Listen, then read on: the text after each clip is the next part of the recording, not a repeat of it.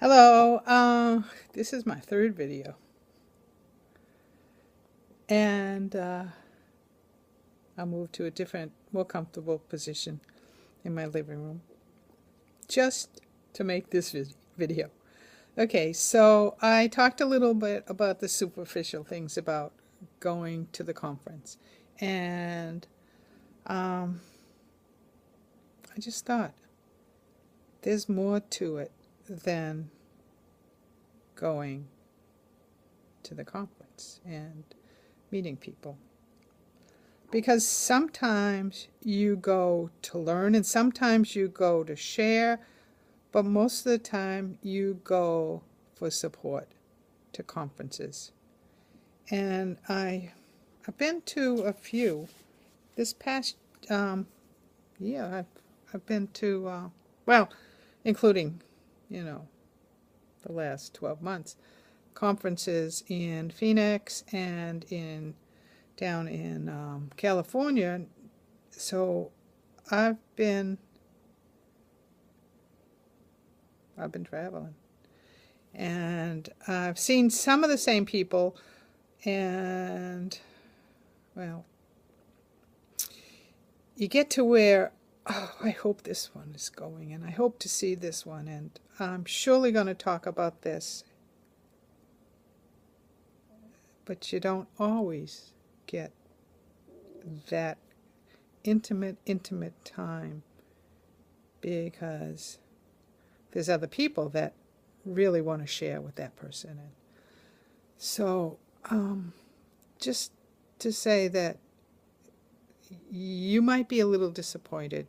You might come away saying, I did not get all I needed or wanted to get from the conference. Hopefully you'll get enough support, enough help, enough good feeling that will sustain you till the next conference, or sustain you when you have a bad time, an issue, when you feel like, oh no, I'm regaining. How do I stop the regain? What do I need to do to help myself or to help others? I like to be an encourager. I feel that's one of the roles I play. I like to encourage. And I'm not one of those that can and do run. I can't run. I have knees that if I didn't have cortisone in, you'd see me limping like an old lady. And so I can't run. And with my neck issue, there's things that I can't do, like on the treadmill and on the elliptical. I feel really odd. So those kind of mechanical exercise things I'm not able to do. But I do enjoy walking, talking, swimming. Talking? Yeah, I enjoy talking. And listening. Yeah, I'm a good listener. The kind of listener that is not waiting to say something, but waiting to hear what you need to say or what you want to say. That's the kind of listener I hope to be my whole life. Yes, I'm the eldest of 7 children, and though the marriage was never a good, happy marriage, my father and mother did find happiness with other people, and my father remarried, and I became the eldest of 12 when my stepmother and my father had a child, so with her children, and I was in college, and I lived with my father and my stepmother and some of the siblings.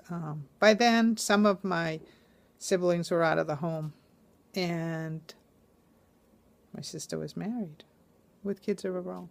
So I say that I'm the oldest of 12, but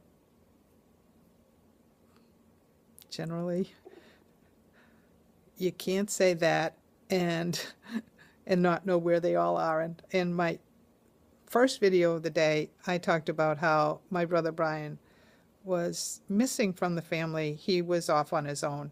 And I have to say that my siblings are all over the country. Some of them are in one is in Massachusetts. Some have been and have moved away from Massachusetts.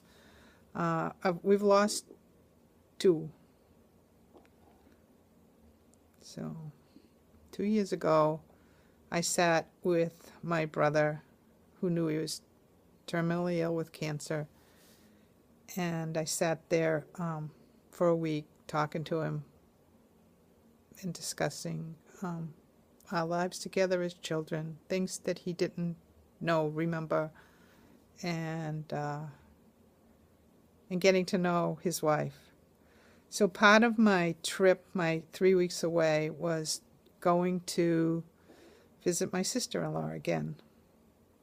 It had been 18 months since the memorial service, and I wanted to keep in touch and since I was going to Florida, I said, this is a great opportunity, and I hope to do this again. I have another conference to go to in September. It's through the Obesity Action Coalition, the last weekend in September in Orlando. And so at this conference or convention, I'm not sure the title they use, I hope to spend some time prior to the conference, again, visiting my sister-in-law. We get along great.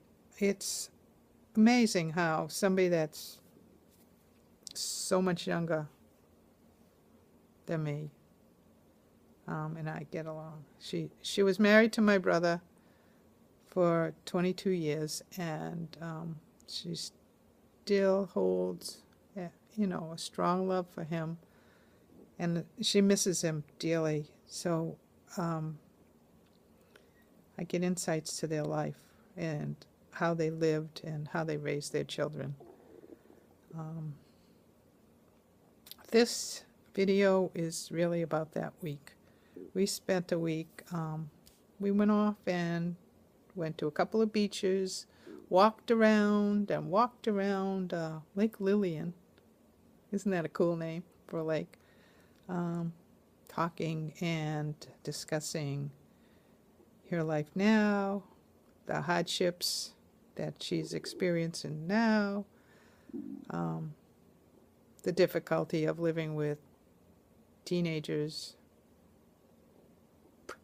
can I put it bluntly, that do not help, that are dependent on her, but say they're not dependent on her.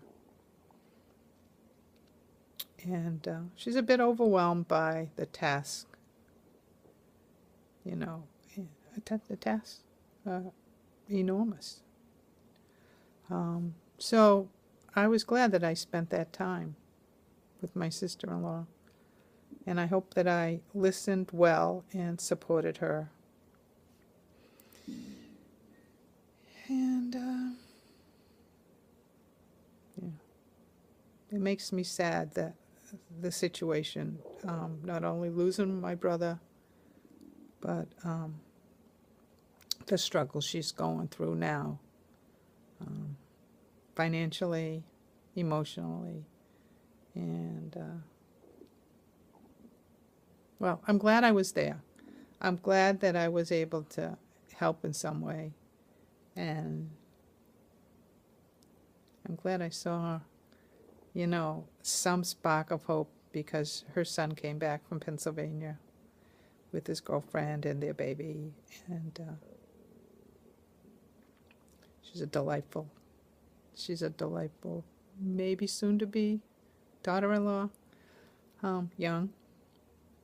Baby's beautiful, blue eyes, blonde hair, reminds me of my brother. Yeah, my brother Gary was the cutest little thing, and Jace is beautiful, and he doesn't have many words yet, but he's learning to walk, and took a lot of steps while we were there, and eventually let me hold him without screaming. That high-pitched, I have sound scream. I'm not going to do it to you. I didn't want to strain your ears. Um, but I just wanted to say that week was tremendous. We went to a kickback place in. We kicked back. I ate some gator tail. I didn't try too much because it was fried and I didn't want to tempt my stomach too much. We What did we have? We had a chance to go to the villages and have some free, I think it was 50s, 60s, boot scooting and everything music. We had a great time together, great bonding time. I'm delighted by her, and I'm so happy that my brother had a fine wife. And I'm secure in the feeling that these hard times will end for her. Teenagers grow up, especially young teenagers with babies. They grow up. So you'll do well. It won't always be so tough. Yeah. Thanks for listening. Thanks for being there.